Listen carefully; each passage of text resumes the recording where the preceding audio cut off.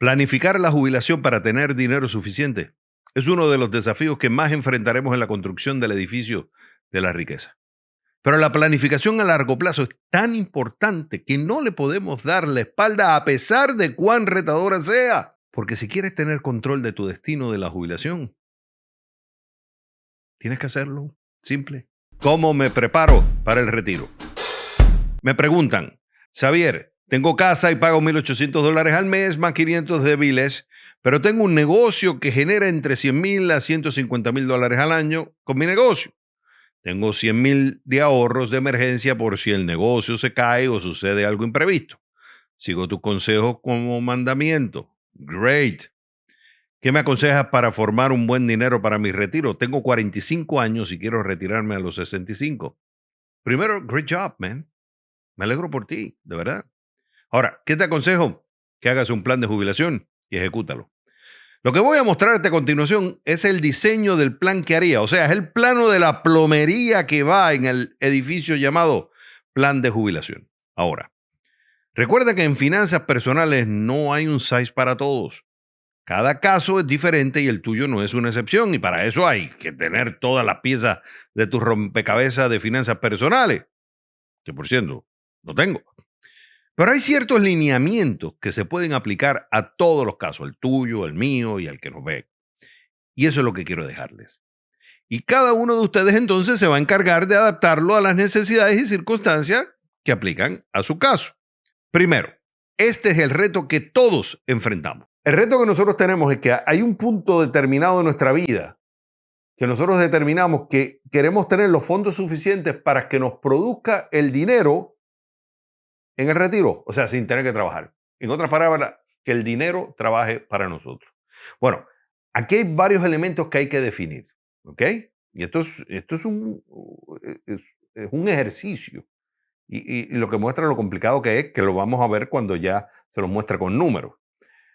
Tenemos que determinar un periodo de acumulación y tenemos que determinar un periodo de distribución. O sea, el periodo de distribución es aquel donde nosotros vamos a sacar el dinero que acumulamos.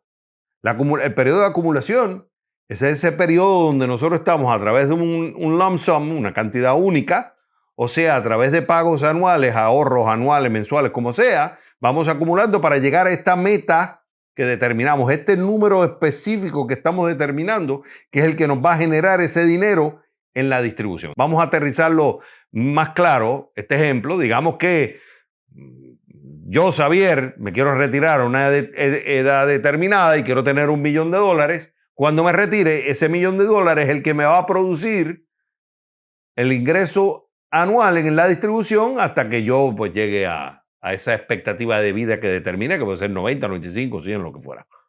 Bueno, pues ¿cuánto dinero yo tengo que acumular? Pues bueno, puede ser que yo ponga una cantidad específica ahora de $131,500 a un rendimiento determinado, que eso es otro debate, que más adelante se lo voy a mostrar, o puedo estar poniendo casi $10,600 anuales, ¿lo ves? Van viendo esta flecha, hasta que yo llegue a la cantidad del $1,000,000. Y ese $1,000,000 es el que me va a producir una X cantidad de dinero que me va a mantener los gastos que yo estimé en este modelo hasta que yo llegue a la expectativa de vida que determiné que puede ser X. Este proceso pasa por 4 estadios y cada uno es importante. El primero, ¿cuánto? Y esto es sumamente importante, porque acá lo primero que vamos a determinar es cuánto realmente es que yo voy a necesitar. Claro, como ya le mostré al principio, el reto es muchos unknown, pero lo que se va a hacer es un estimado. Por ejemplo, voy a tomarme a mí. Vamos a decir que Xavier tiene una edad de 45 años, se quiere retirar a los 65 y su expectativa de vida es 95. ¿Se acuerdan la curva? Ok, esa X ahí, ese factor X, pues va a ser 95 años. Puede ser más, puede ser menos, pero hay que ponerle un punto específico, 95. No tiene activo disponible, ni tampoco está ahorrando actualmente, ni tampoco se va a asumir que el salario está creciendo anualmente. Vamos a asumir una tasa de inflación durante todo el estimado de 3%. Vamos a asumir que hay un crecimiento, ¿se acuerdan el periodo de acumulación? En ese periodo de acumulación va a haber, el fondo va a estar generando un 7% de rendimiento. No vamos a poner impuesto en esto. porque si no, el análisis es más complicado. Vamos a decir que en este mundo hipotético no existe impuesto, lo cual es mentira, pero es importante que por el momento lo quitemos.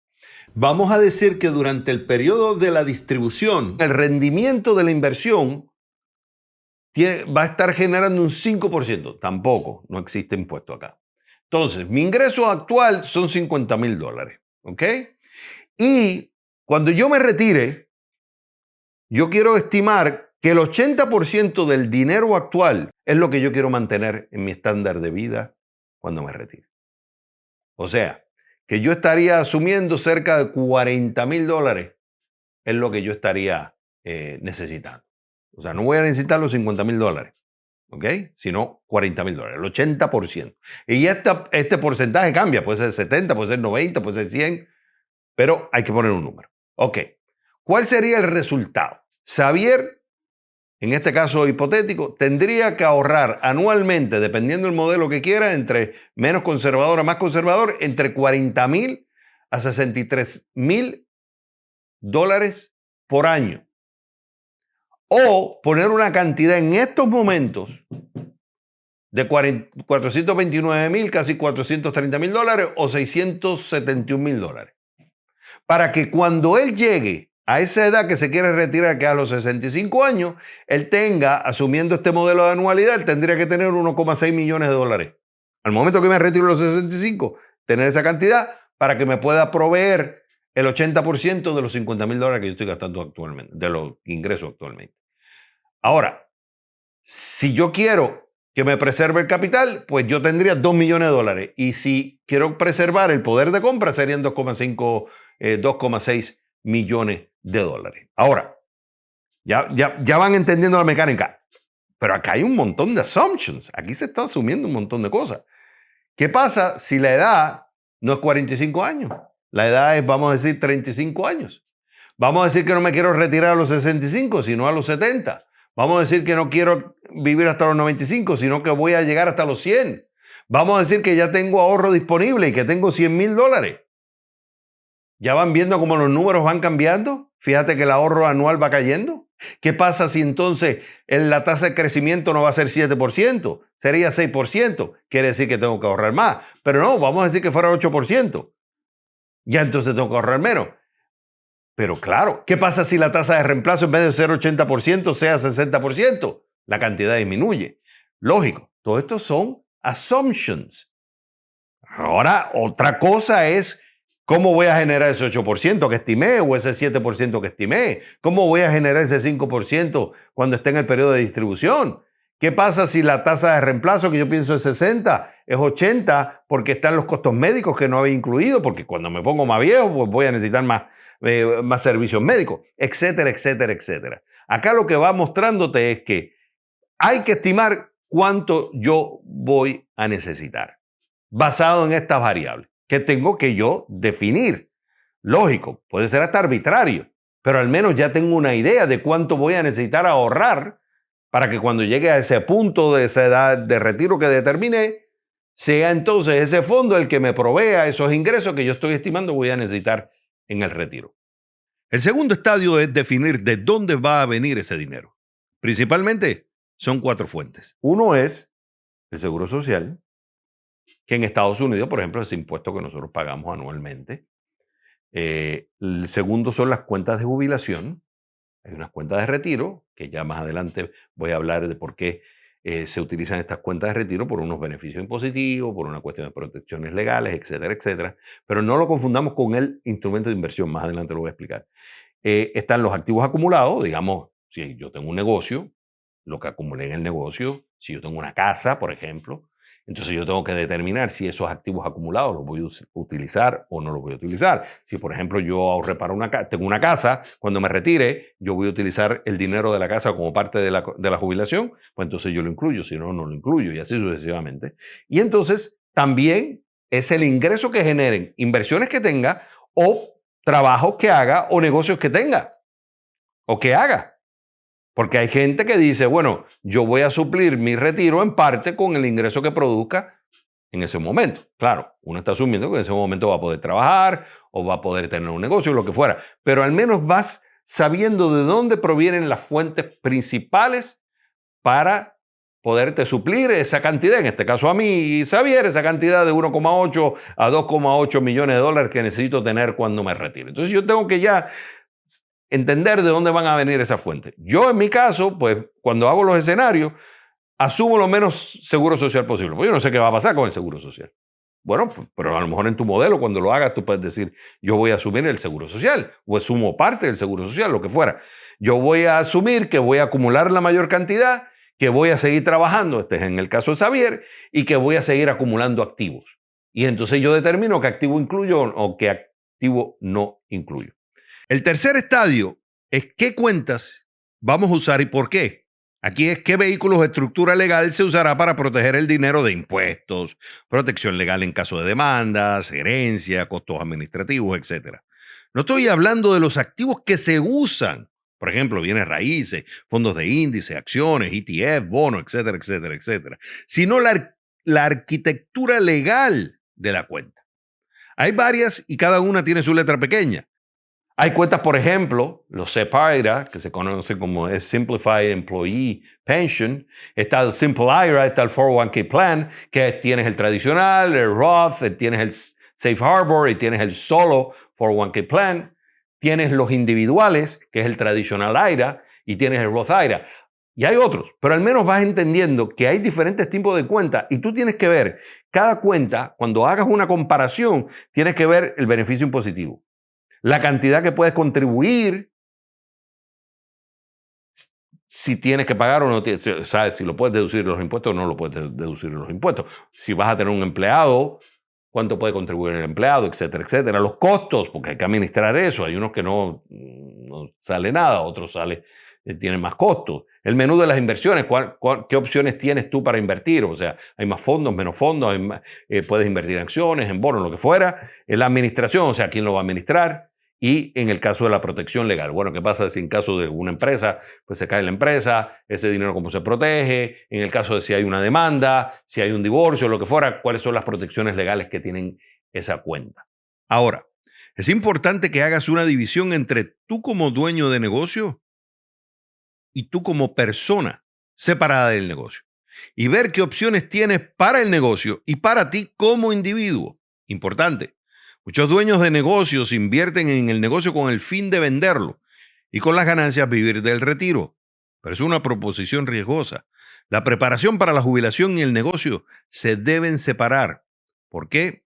Uno es manejo de riesgo, no poner todos los huevos en la misma canasta. Dos, el beneficio impositivo para ti y tus empleados, si tienes, en este caso, si tienes empleados. Y además el incentivo para traer capital humano al negocio. Todo esto lo vas a tener que ver con tu contador, también con tu abogado y un especialista de planes de retiro para pequeños negocios, porque la literatura es extensa y se tiene que hacer un traje a tu medida, no al revés. O sea, los vehículos se adaptan a ti o a tu caso, no tú a los vehículos. Y el cuarto estadio es qué vehículos de inversión se utilizan para que generen el rendimiento esperado para lograr esa meta que se estableció. O sea, el rendimiento. Aquí estamos hablando de inversiones. La clave es hacer un plan de inversiones que se compone de 5 áreas principales. Bueno, yo siempre le digo a la gente, no inviertas sin un plan. Y eso se aplica sea vayas a hacer un plan de retiro o de jubilación, vayas a hacer un fondo que haces para inversiones, para especular o lo que fuera. Tú tienes que invertir.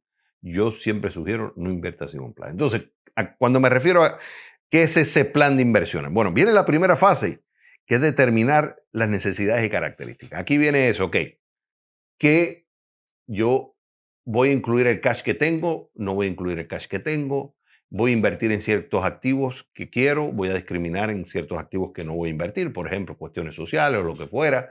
Aquí el tema es qué dinero yo voy a utilizar para el retiro. Va a incluirse el dinero que me dé un empleador, por ejemplo, si yo soy un dueño de negocio y el negocio está aportando, va a aportar esa cuenta también, a eso lo incluyo. Aquí voy a determinar cuál es mi expectativa de rendimiento, como por ejemplo en el ejercicio que le había hecho al principio, el 7%. Ok, pues yo estimo que voy a requerir un 7%. Ok, pero ese 7% tiene un riesgo, hay una volatilidad. Yo estoy dispuesto a asumir esa volatilidad. Todo eso hay que medirlo. Por eso se mide tanto la relación del rendimiento esperado que voy a tener en ese fondo versus la volatilidad que estoy dispuesto a aceptar. Y eso hay que medirlo antes. Hay que saber la tolerancia al riesgo de cada uno. Aquí, por ejemplo, voy a determinar cuánto es el tiempo de la inversión. Va a ser 20 años, 30 años, 10 años, 5 años, porque eso también va a ayudar a determinar qué tipo de inversión se va a hacer. Entonces, la primera fase es determinar las necesidades y las características. ¿Qué dinero va a estar disponible? Aquí voy a incluir la casa dentro de la ecuación, voy a incluir solamente las cuentas de retiro, lo que vaya yo a acumular, etcétera, etcétera. Después viene la asignación de activos, que la asignación de activos va a estar basado en las respuestas que yo di al rendimiento esperado y a la tolerancia al riesgo que yo voy a aceptar. Entonces aquí es muy importante porque basado en el tipo de inversión, en el área geográfica que se va a hacer, el sector y la industria, hay una correlación entre las inversiones, entre lo que vienen siendo acciones individuales, instrumentos de renta fija, efectivo, etcétera, etcétera. Ese tipo de, lo que le llaman en inglés asset classes, se determina cuál es su correlación. Y basado en la tolerancia de cada uno, entonces se decide qué peso va a tener cada clase de activo. O sea, cuánto porcentaje sería en acciones, cuánto porcentaje sería en instrumentos de renta fija, cuánto sería en efectivo, por ejemplo. Y cada entonces peso va a tener su distribución, su diversificación por área geográfica, por sector, por industria, etcétera, etcétera, etcétera. Una vez que se determina, entonces se pasa a la tercera fase, que es la selección de los activos. Bueno, entonces ahora específicamente van a ser letras del Tesoro de los Estados Unidos o papeles comerciales. En el caso de que fuera efectivo, se va a invertir en acciones, van a ser acciones que siguiendo un índice o van a ser acciones individuales, instrumentos de renta fija, van a ser instrumentos de renta fija específicos o se va a hacer un índice y la lista sigue. Ahí es donde ya realmente se aterriza, se va a invertir en bienes raíces, por ejemplo, bienes raíces físicamente o se va a invertir a través de un fondo, etcétera, etcétera. Pero eso es muy importante en la fase 2, aquí esto es clave, que es el análisis de lo que viene siendo la tolerancia al riesgo y el rendimiento estimado para poder determinar entonces qué activos van a incluirse en el fondo.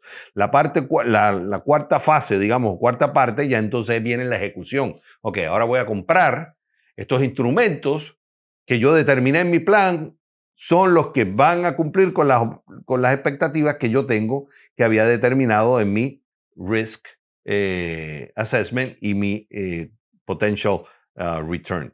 Y entonces la parte quinta, digamos, es medir resultados. Cada año, pues yo me siento y voy viendo, bueno, puede ser año, puede ser por trimestre, puede ser lo que fuera. Se determina, ok, déjame ver si yo estoy logrando el rendimiento esperado. Porque entonces, si yo determiné que era un 7%, pero en realidad cerré el año negativo, quiere decir que el próximo año tengo que producir más o tengo que ahorrar más. Entonces tengo que estar midiendo que voy cumpliendo con la meta. Por eso es que cuando uno hace el ejercicio, ¿se acuerdan de aquella curva? Esa curva es un estimado, pero tú tienes que ir monitoreando y controlando lo que está sucediendo. Porque tú estimas que te va a dar un 7% de rendimiento, pero a lo mejor no sucede el 7% de rendimiento. Claro, el ejercicio se asume que es un 7% durante el periodo. En el caso mío era de 45 a 65 años. Pero a lo mejor no se da el 7%. Y a lo mejor cuando me retiro a los 65 se cayó. Tuve una pérdida del 20%. ¿Ya? Esas son las realidades que cuando estos modelos, que son estimaciones, que son un ejercicio, entran con la realidad. Esto no es ciencia. O sea, esto es un arte. Un arte que utiliza elementos fácticos, pero la realidad es un arte porque tú no sabes lo que va a pasar en el futuro y por eso se hacen muchas estimaciones.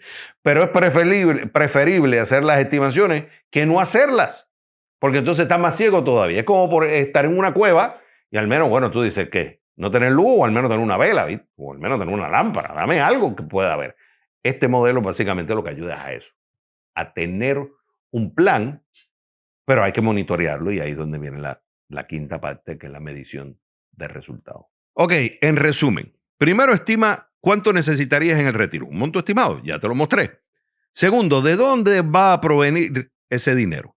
Tercero, ¿qué cuentas utilizarías para eso y why? And why. Y recuerda dividir el negocio de uno como persona.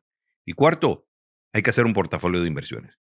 Ya bien, la planificación para la jubilación de tener dinero suficiente es uno de los desafíos que más enfrentaremos en la construcción del edificio de la riqueza. Pero la planificación a largo plazo es tan importante, y yo insisto en esto, tan importante que no le podemos dar la espalda a pesar de cuán retadora sea. Porque si quieres tener control de tu destino de la jubilación, tienes que hacerlo. ¿Me explico?